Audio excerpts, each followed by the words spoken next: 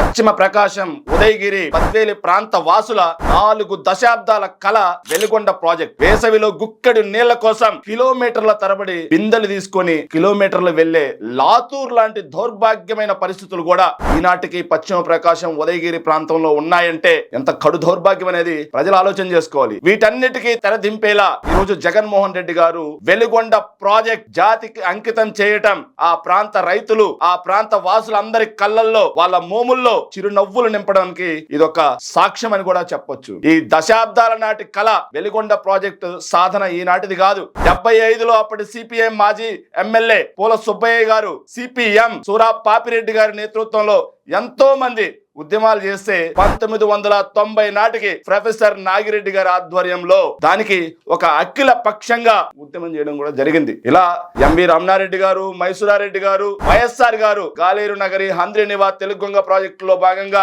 చేసిన డిమాండ్ పాదయాత్రలో ఈ వెలుగొండ అంశం కూడా ఒక డిమాండ్ గా పెడితే ఎన్టీఆర్ గారు 1987లో తొలిసారిగా వెలుగొండకి సర్వే చేయించమని జీవో ఇస్తే 88లో దాని రిపోర్ట్లు వచ్చినా సరే అప్పటి నుంచి 96 వరకు వెలుగొండ ప్రాజెక్టు ఊసే ఏ ప్రభుత్వం తీసుకురాలేదు. 96 లోక్సభ ఎన్నికల నేపథ్యంలో అప్పటి పశ్చిమ ప్రాంత వాసుల ఓట్లు దండుకోవాలి అని చెప్పేసి చంద్రబాబు నాయుడు గారు, కొరటాల సత్యనారాయణ ఒక రైతు నాయకుడు, సిపిఎం రాష్ట్ర కార్యదర్శి ఆయన నేతృత్వంలో 96 మార్చి 5వ తారీఖున గొట్టిపడే దగ్గర తొలిసారిగా వెలుగొండ ప్రాజెక్టు కి శంకుస్థాపన చేశాడు. గాని 96 నుంచి 2004 వరకు 9 సంవత్సరాల తన హయాంలో వెలుగొండ ప్రాజెక్టుకి ఆయన ఖర్చు చేసిన డబ్బెంతయ్యా అంటే గుండు 0. ఓట్లయితే దండుకున్నాడు గాని ఆ ప్రాంత వాసుల కళను మాత్రం ఇతను నెరవేర్చే దిశగా ఒక్క అడుగు కూడా వేయలేదు. కానీ 2004 వైఎస్ఆర్ గారు ముఖ్యమంత్రి అయిన తర్వాత వైఎస్ఆర్ గారు మళ్ళీ ఈ జలయజ్ఞంలో భాగంగా వెలుగొండ ప్రాజెక్ట్ ని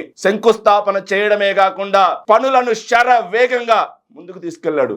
ఈ వెలుగొండ ప్రాజెక్ట్ తో పాటుగా ప్రకాశం జిల్లాలో గుండ్లకమ్మ, రామతీర్థం ప్రాజెక్టులను కూడా వెలుగొండతో పాటుగా శంకుస్థాపన చేసి 2009 ఎన్నికల కంటే ముందే వాటిని పూర్తి చేసిన ఘనత కూడా వైఎస్ఆర్ గారిదే. ఈ రోజు ఒంగోలు ప్రాంతం, ఒంగోలు సిటీ, ఒంగోలు డివిజన్ చుట్టుపక్కల ప్రజలకి మంచినీరు దొరుకుతుంది అంటే అది గుండ్లకమ్మ, రామతీర్థం ప్రాజెక్టులని కట్టి నిర్మించినటువంటి వైఎస్ఆర్ గారికి సాధ్యమైంది. ఏదైతే 2014లో చంద్రబాబు మళ్ళీ ముఖ్యమంత్రి అయిన తర్వాత వెలుగొండకు మళ్ళీ గ్రహణం పట్టింది. వెలుగొండ ప్రాంతంలో ఆయన ఆ వెలుగొండ పనుల్లో ఆయన చేసిన జాప్యం, బిల్లులు చెల్లించడంలో ఆయన చేసిన జాప్యం వల్ల అక్కడ పనిచేసేటువంటి కార్మికులు కూడా పారిపోయిన సందర్భాలు ఉన్నాయి. ఇలాంటి వాటన్నిటికీ తెరదించుతూ నేడు జగన్మోహన్ రెడ్డి గారు ప్రాజెక్ట్ మొత్తాన్ని కూడా ముందుకు తీసుకొచ్చి ఈ రోజు జాతికి అంకితం చేస్తా ఉన్నారు. దీంట్లో చాలా టెక్నికాలిటీస్ ఉన్నాయి. ప్రాజెక్ట్ లో కొల్లం వాగు దగ్గర 250 మీటర్ల అప్రోచ్ న్యాచురల్ గా ఉంటే దానికి 2 హెడ్ రెగ్యులేటర్లు నిర్మించింది వైఎస్ జగన్ గారే. అలాగే చూసుకుంటే ఏదైతే నల్లమల్ల సాగర్ కి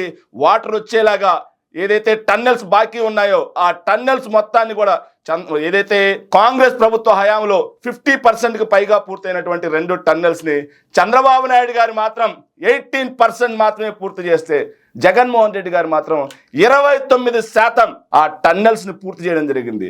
దానిలో కూడా 98% క్రిటికల్ వర్క్స్ మొత్తం కూడా ఏదైతే మాన్యువల్ గా చేయాల్సినటువంటి వర్క్స్ ఏవైతే ఉన్నాయో వాటిని వైఎస్ జగన్మోహన్ రెడ్డి గారు పూర్తి చేయించి నేడు వెలుగొండ ప్రాజెక్ట్ ని జాతికి అంకితం ఇవ్వడం చూస్తుంటే ఇది ఖచ్చితంగా ఆ ప్రాంత ప్రజల మోముల్లో చిరునవ్వులు చూడటమే.